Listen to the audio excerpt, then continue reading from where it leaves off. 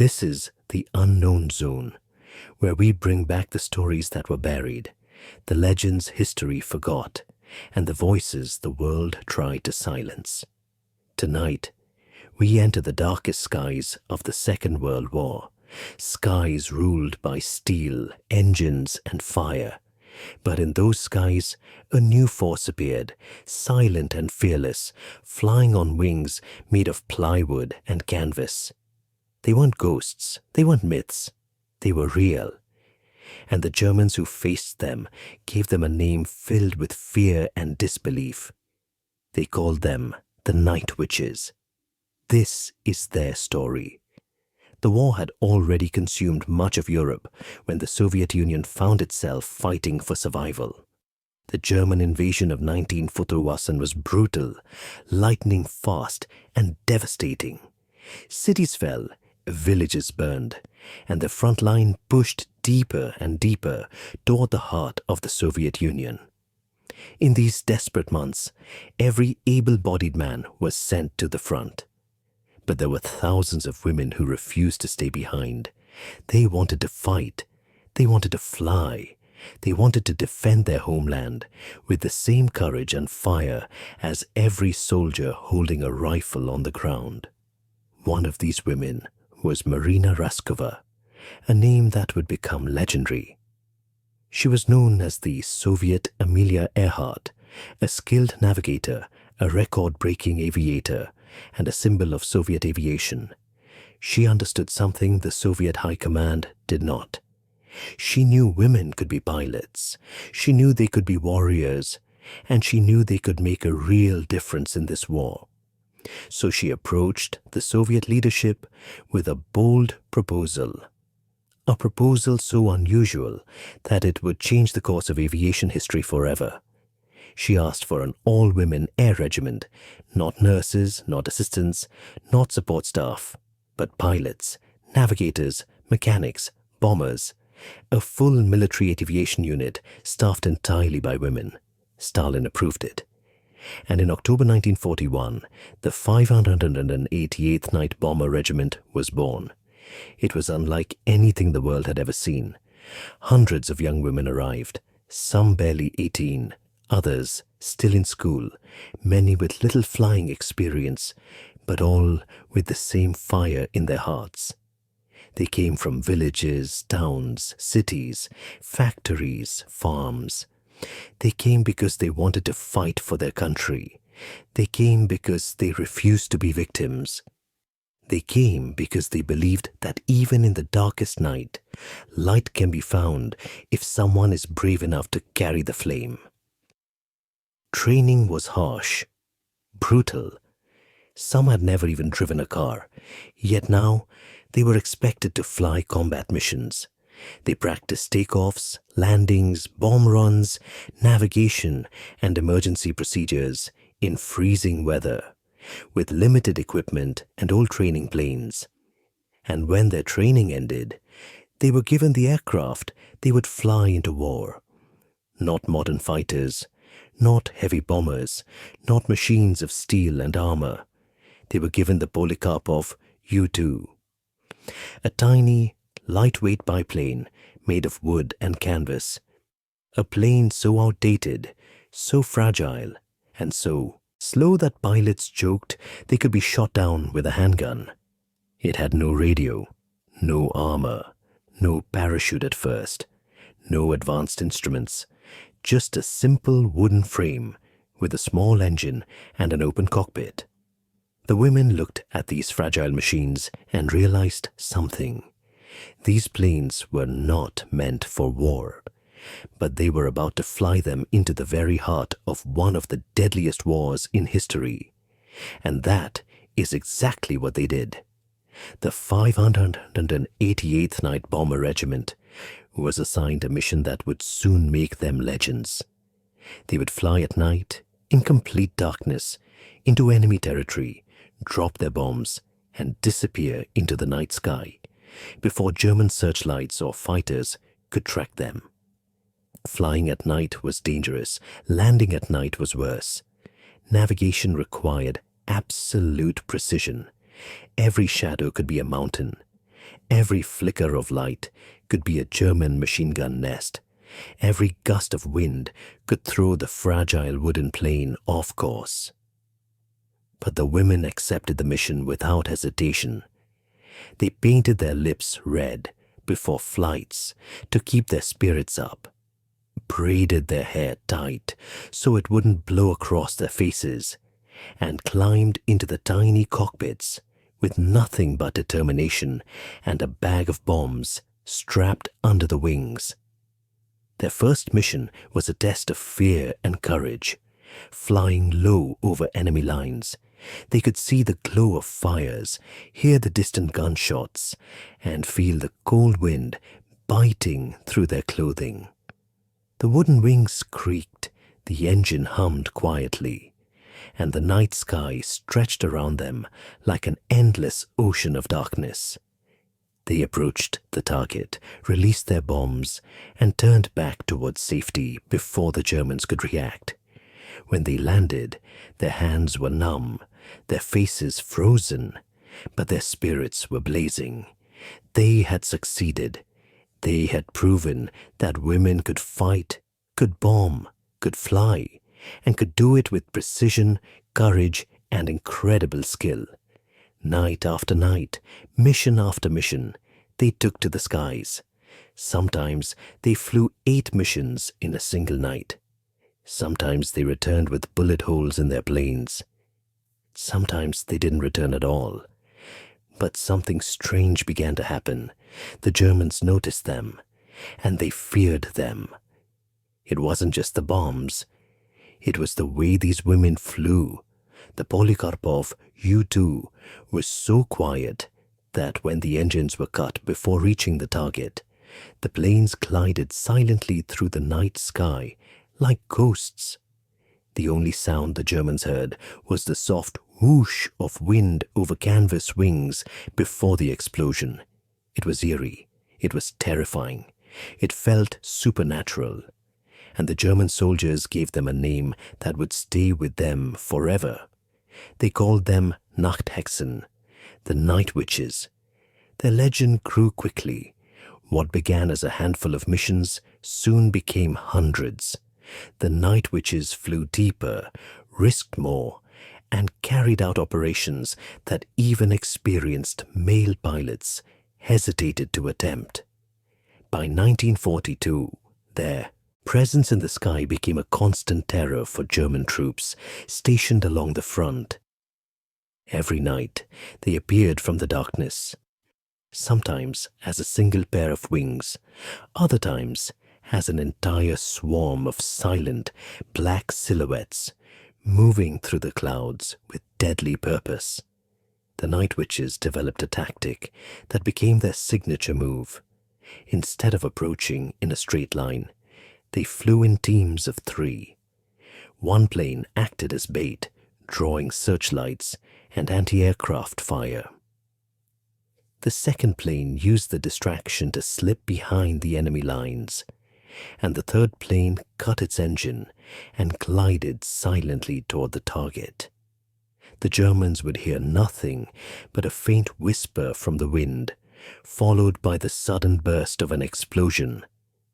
By the time they reacted, the plane had already disappeared into the night.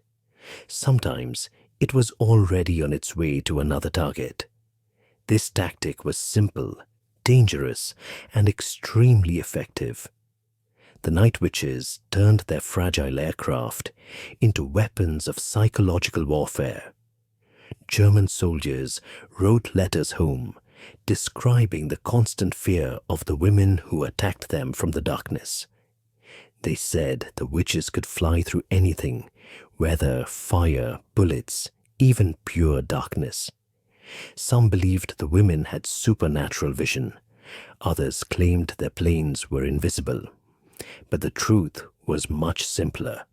The night witches relied on skill, courage, teamwork, and a mastery of the night sky that no other pilots could match. Every mission tested them. Their planes flew so low that treetops brushed against the wings.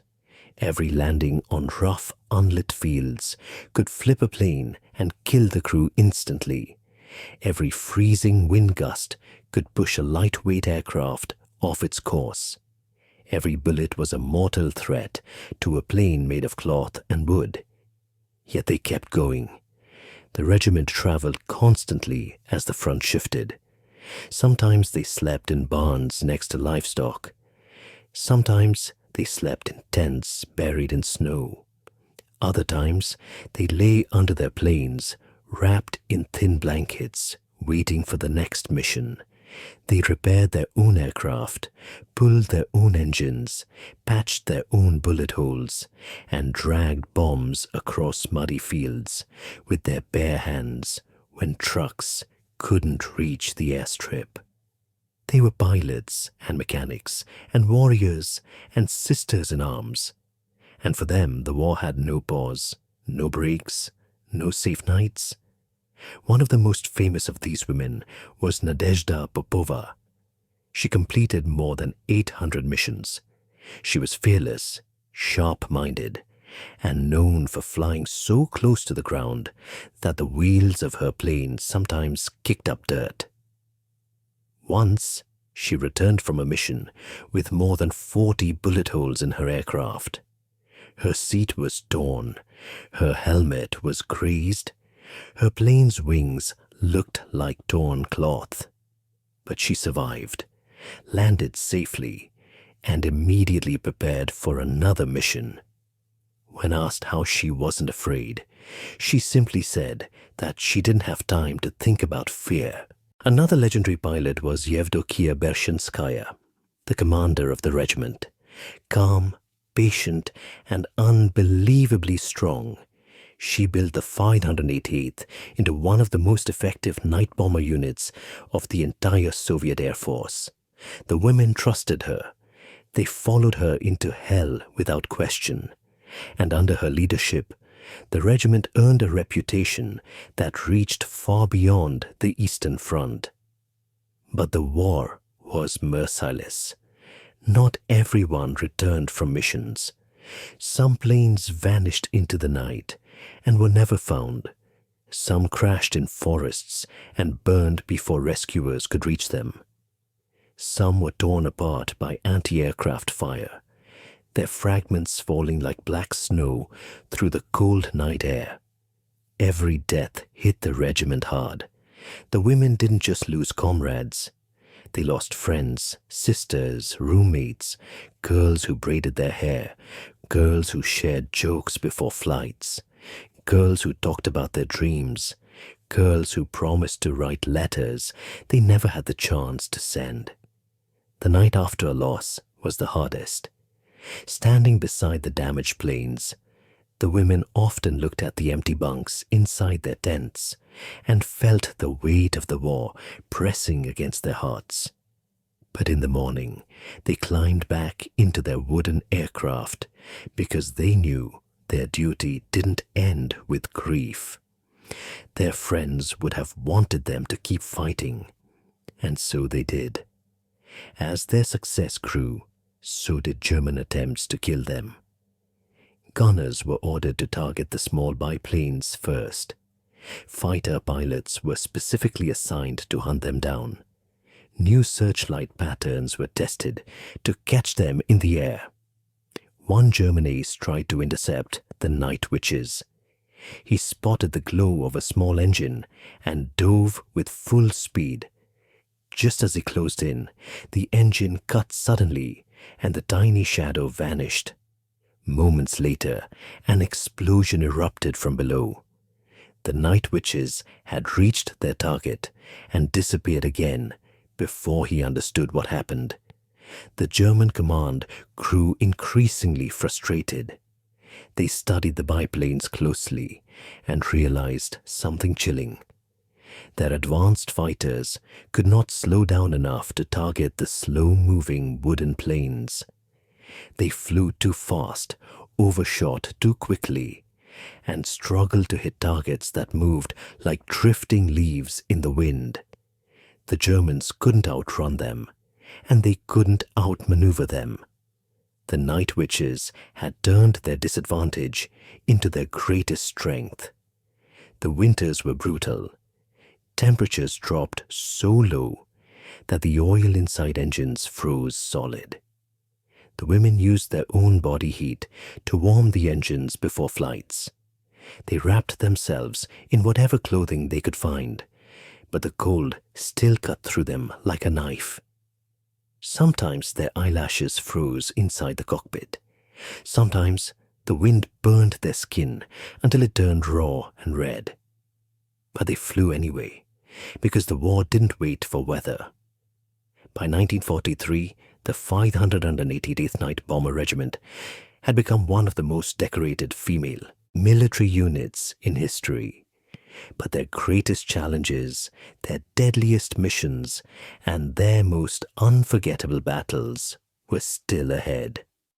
The Night Witches were about to enter the stage where their legend would reach its highest point. They were no longer rookies fighting for a place in the sky.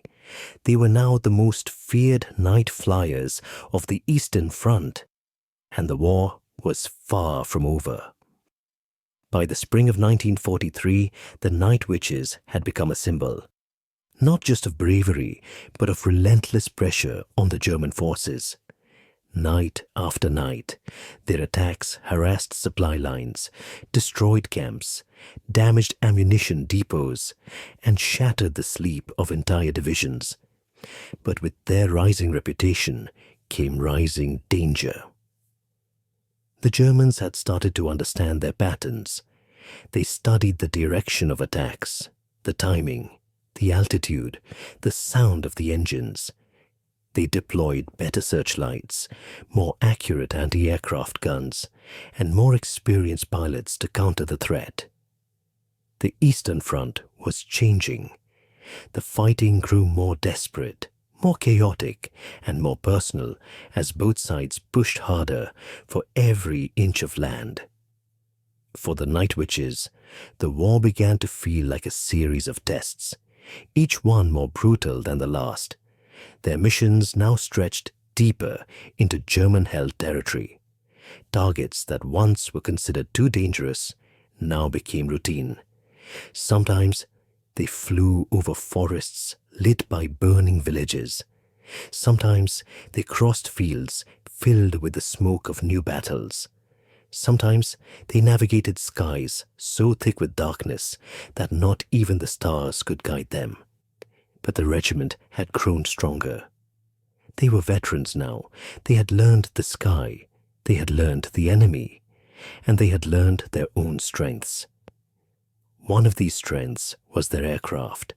The Polikarpov U-2 was outdated, fragile, and slow. But its weaknesses were also its greatest advantages. The wooden frame did not trigger infrared sensors. The light engine left almost no heat signature. The slow speed allowed them to maneuver easily through low-altitude flight and sharp turns.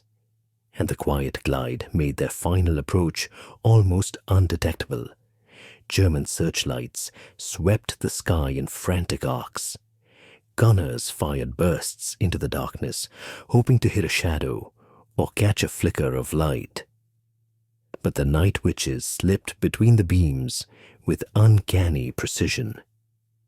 When they cut their engines and descended silently, the only warning was the cold whisper of the wind. By the time the Germans heard it, bombs were already falling from the darkness above.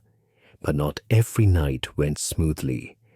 One mission that would be remembered for generations took place in the summer of 1943. A group of Night Witches was assigned to bomb a German supply depot deep behind enemy lines. The area was heavily guarded. Searchlights were arranged in overlapping grids, and German gunners had orders to shoot anything that moved in the sky. As the regiment approached, the first plane cut its engine and glided forward. The wind carried the aircraft silently until it crossed directly over the target. The bombardier released the bombs. Explosions lit the camp below like flashes of lightning, but the light from the explosions revealed something else. The next team of night witches, flying behind, were caught in the sudden glare of a searchlight. The German guns opened fire instantly. Shrapnel tore through the wings. The wooden frame splintered. One of the pilots lost control of her aircraft as bullets ripped through the cockpit. The plane spun and slammed into a wheat field below. The other pilots saw it happen but had no time to mourn. They continued their mission, dropped their bombs, and turned back towards safety. At dawn, a team was sent to find the wreckage. They discovered the plane broken in half, its wings burned away, its cockpit crushed. The bodies of the pilot and navigator were found still strapped inside, their hands locked on the controls. They had stayed at their posts until the very end. The regiment mourned them. But in war, mourning had no time. That same night, the women climbed back into their planes and flew toward another target. Because the front didn't stop, and neither did they. Their most intense period of combat began during the Battle of the Caucasus. German forces attempted to push south towards the Caspian Sea and seize Soviet oil fields, a move that would cripple the Soviet war effort. The night witches were thrown into the heart of this massive struggle. They flew mission after mission after mission, sometimes in groups, sometimes alone, sometimes in pairs, where one pilot lit the sky with machine gun fire to draw German attention, while the other dropped bombs unnoticed. The German soldiers grew so terrified of their presence that they believed the women had supernatural abilities. Some swore the witches could see perfectly in the dark. Others claimed they had wings like spirits. More than one German officer called them the demons of the sky. The truth was less mystical and far more inspiring. The women flew in open cockpits with cold air biting their faces at speeds barely above stalling. They navigated by moonlight or by tracing the shadows of rivers, roads, and distant fires from battles below. They planned their routes with simple maps, and sometimes even with memory alone. The Germans could not understand how these fragile planes continued to evade their modern aircraft. Fighter pilots became obsessed with the idea of shooting one down. One night, a German ace finally spotted a U-2. He dove at full speed, lining his guns for a kill. But as he descended, he realized he had a problem. He was flying too fast to lock onto the slow, floating target. His bullets sprayed the sky in useless arcs as he overshot the biplane again and again. The woman inside the U-2 watched the fighter roar past, its engines howling. Then she did something no one expected. She turned her wooden plane straight into a nearby cloud bank and vanished. The German ace searched desperately, circling above, looking for any sign of the shadow he had hunted. He found nothing. The night witch completed her mission and returned safely.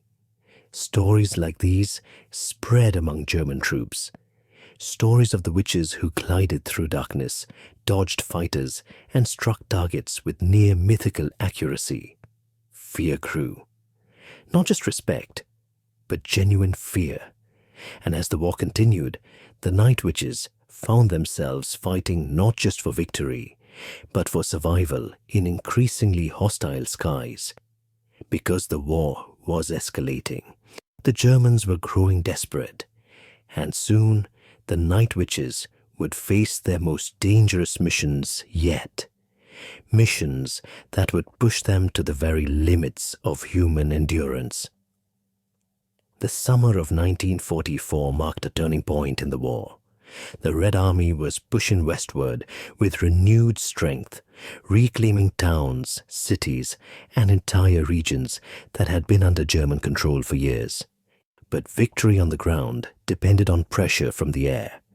And at night, when the sky turned black and the land below became a maze of shadows, the responsibility fell on one unit, the 588th Night Bomber Regiment, the Night Witches. With every mile the Soviet forces advanced, the Night Witches moved their makeshift airfields closer to the front. Sometimes they set up on abandoned farms. Sometimes they operated from muddy, uneven fields, barely long enough for takeoff. Sometimes their runway was nothing more than a flattened patch of grass, lined with a few dim lanterns struggling against the wind. They maintained their aircraft by hand and flashlight. They repaired bullet holes with tape, cloth, and wooden patches. They mixed fuel from barrels filled by trucks that arrived under enemy fire. And they carried out their missions with the same determination they had shown since the day they first took flight. The Germans knew the end was coming, but they weren't going to let it happen easily. As Soviet troops closed in on their positions, German defenses tightened. Searchlights crisscrossed the sky like giant glowing swords. Anti-aircraft guns fired without hesitation. Tracer rounds filled the night with fiery streaks that cut the darkness like burning ropes. And into that fire flew the Night Witches. During this period, their missions became longer, deadlier, and more relentless. They sometimes flew 10 or 12 sorties in a single night, returning after each drop to refuel, rearm, and take off again before their engines cooled. But even the strongest hearts have limits. One of the most devastating moments came during the offensive near Poland. A group of Night Witches was tasked with destroying a heavily defended rail junction vital to German supply lines. The target was protected by overlapping searchlights and a ring of anti-aircraft guns that had already shot down several Soviet aircraft. The Night Witches flew in groups of 3, as they always did. The first plane dove low to draw enemy fire. Searchlights snapped toward it instantly. Flak exploded around the wings in bright, violent flashes. The second plane used the chaos to slip around the edges of the defenses, flying low over the rooftops before releasing its bombs. The third plane cut its engine and glided inward, silent as a falling leaf. But the Germans were ready. A burst of anti-aircraft fire caught the gliding plane in the center of the searchlight beam. The fragile wings tore apart. The plane spiraled downward like a burning scrap of paper. It hit the ground in a blaze of fire that lit up the hillside. The women on the nearby airfield saw the distant glow and knew immediately what it meant. They didn't allow themselves to break down, not yet. Not while the mission remained, not while the war still demanded their courage. They flew again the next night, and the night after that, and the night after that, because every mission was one step closer to pushing the Germans back. The regiment continued to fight with unmatched dedication. Their bravery did not go unnoticed. By late 1944, they had become one of the most decorated units in the entire Soviet Air Force. 23 of their pilots were awarded the title Hero of the Soviet Union, the highest honor possible, a number unmatched by any other female unit in Soviet history. But medals did not erase the pain of their losses. One of the hardest tragedies came on a night when the regiment was relocating to a new forward airfield. A severe storm rolled across the region, turning the sky into a violent wall of wind and ice. Visibility dropped to nearly nothing. Winds tossed their lightweight aircraft like toys. One plane, carrying 2 of their most beloved pilots, never arrived at the new base. Search teams combed the forests for days but found nothing. The wreckage was discovered weeks later, deep in a thicket of trees. Both women had died on impact. The regiment held a small ceremony in their honor. No grand speeches, no elaborate rituals, just silence, tears, and the quiet understanding that their sisters had given everything for the cause. And still, the night witches flew on. By early 1945, they were operating near the borders of Germany. The landscape was a ruined graveyard of burned towns, fallen bridges, and shattered forests. The air smelled of smoke, oil, and winter frost. Every night flight felt like crossing into a world on the brink of collapse. The Germans, desperate and losing ground, fought with the ferocity of soldiers who knew the end was near. Searchlights grew more intense. Anti-aircraft fire became unpredictable, wild, and furious. German fighters appeared more often now in the night sky, racing to intercept any Soviet aircraft they could find. The night witches countered with everything they had. They flew lower. They flew faster. They used the tree lines, riverbeds, and bomb craters as their guides. They cut engines even earlier to avoid detection. Sometimes they flew so low that branches scraped the bottom of their planes. The closer the Soviet ground forces came to victory, the harder the night witches worked to keep pressure on retreating German units. They targeted supply lines, enemy crossings, retreating trucks, ammo dumps, and rail hubs. Their bombs softened German positions hours before Soviet infantry attacked. Their missions were no longer just strategic. They were crucial to ending the war. One of the most heroic missions happened in the final months of 1945. A group of night witches was assigned to destroy a German artillery position that had pinned down Soviet troops for days. They flew through heavy snow and unpredictable winds. The sky was an ocean of white noise, and the horizon was almost invisible. The first wave reached the target, but faced such intense flak that several planes were forced to turn back. The second wave pressed on. They circled, adjusted their approach, and descended carefully to drop their bombs. But the flak only intensified. 2 planes were hit. One crashed within seconds. The other limped away, only to disappear behind a hill.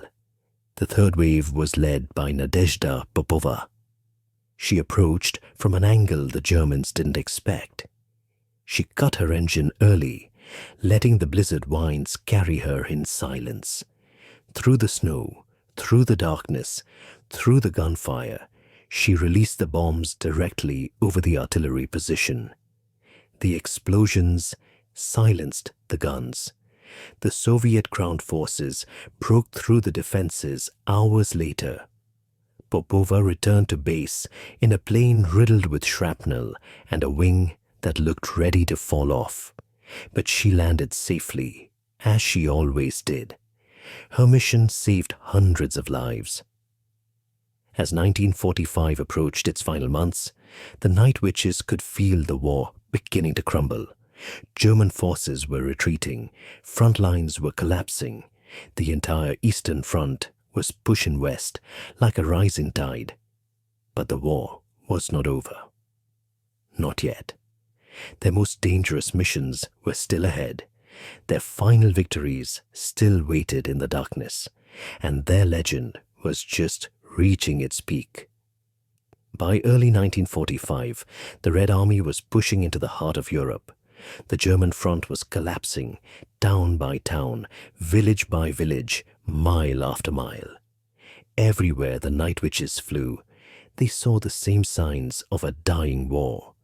Burned out tanks, abandoned trenches, silent ruins, and long lines of refugees moving through the cold winter landscapes.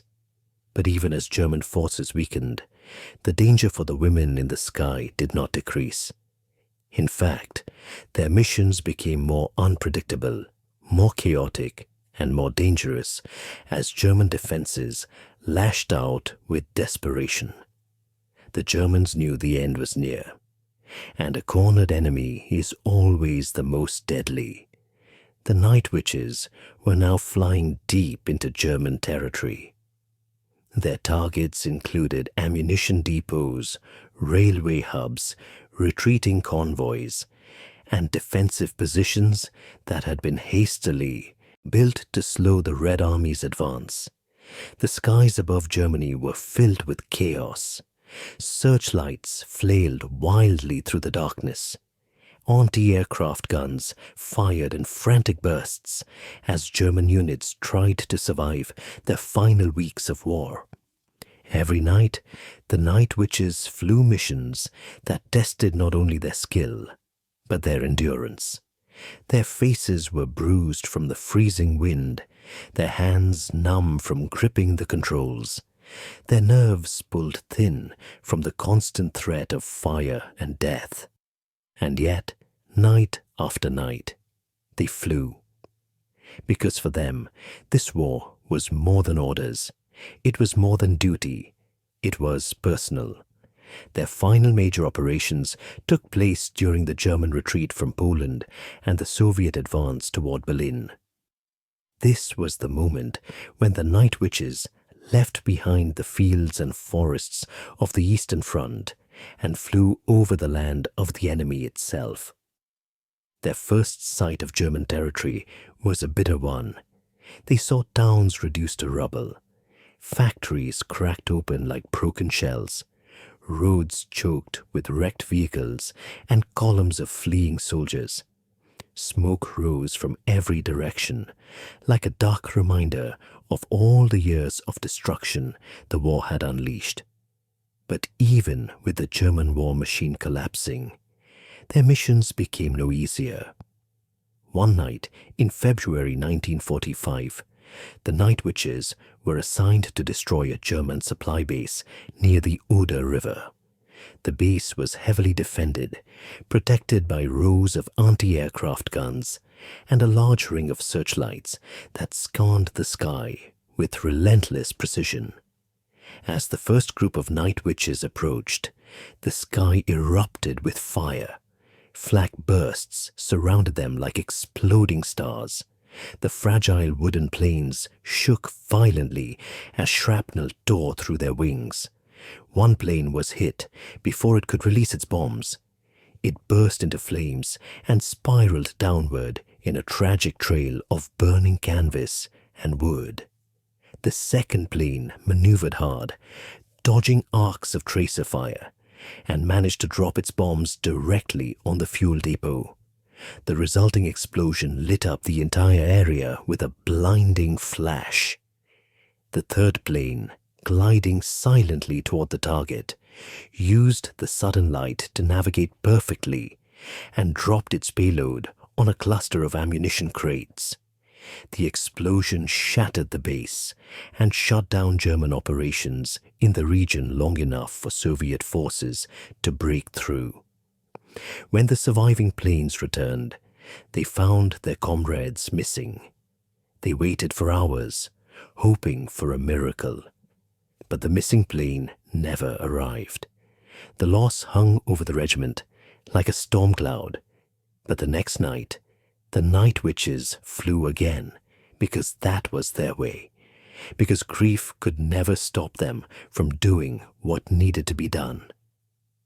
As the Soviets advanced toward Germany's borders, the night witches began flying missions from captured airfields that were barely functional. Broken runways, damaged hangars, scattered debris. They took off from whatever flat ground they could find. Sometimes they landed under fire. Sometimes they took off before sunrise, with frost on their scarves and ice forming on the wings.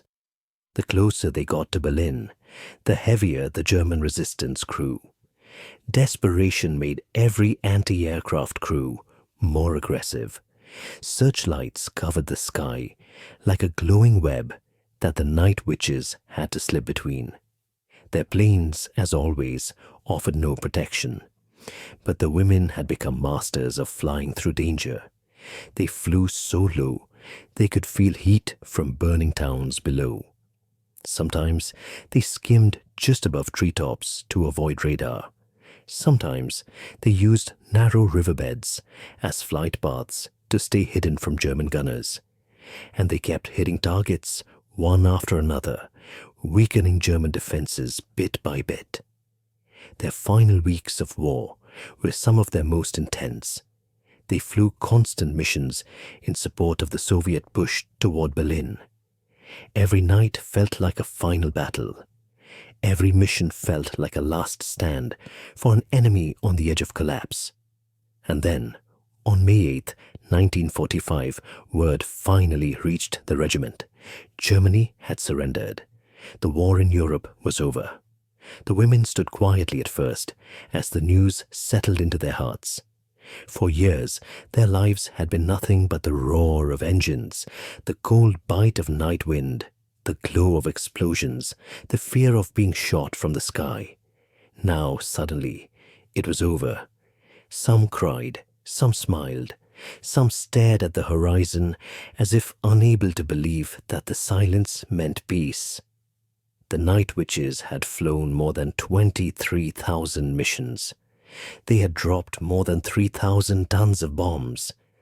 They had disrupted supply lines, destroyed fuel depots, shredded German morale, and played a vital role in the Soviet war effort. But their greatest achievement was something deeper. They had proven beyond any doubt that women could fight with the same skill, courage, and sacrifice as any man. They had rewritten history with wooden wings and iron hearts. After the war, some returned to civilian life. Some continued to fly. Some became instructors, engineers, or leaders. But the memory of what they had endured, the freezing nights, the narrow escapes, the sisters they lost, stayed with them for the rest of their lives. In time, the world began to recognize what the night witches had done. Books were written, films were made, museums preserved their uniforms, their medals, and their documents. Their story spread slowly beyond the borders of the Soviet Union and into the global memory of the war. Today, their legacy shines as one of the most extraordinary and inspiring chapters in the entire history of aviation. They were daughters, students, farmers, artists, dreamers. But when darkness fell, they became warriors of the night sky. They became the night witches. The story of the night witches is not just a tale of war. It is a story of courage born from desperation, of strength discovered in adversity, and of women who refused to let fear define them. They flew into darkness with engines that could fail, with wings that could tear, and with hearts that had already seen more loss than most people face in a lifetime. They fought without armor. They fought without radios. They fought without safety. And yet, they succeeded where even the most advanced pilots struggled. They were outnumbered, outgunned, under-equipped, and underestimated by every enemy who heard their small planes approaching. But they flew anyway, night after night, through cold, through fire, through chaos, through grief. They flew because their country needed them.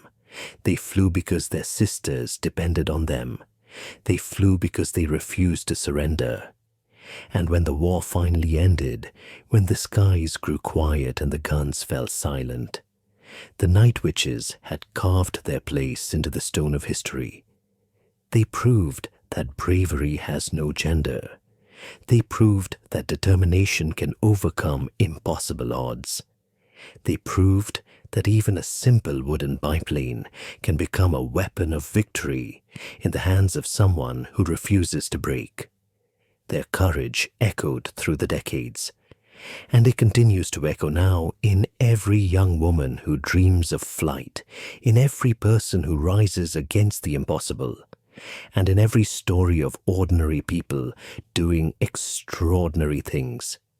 This has been the Unknown Zone, where forgotten heroes rise again, where hidden stories find their voice, and where the legends of our past continue to guide the spirit of our present.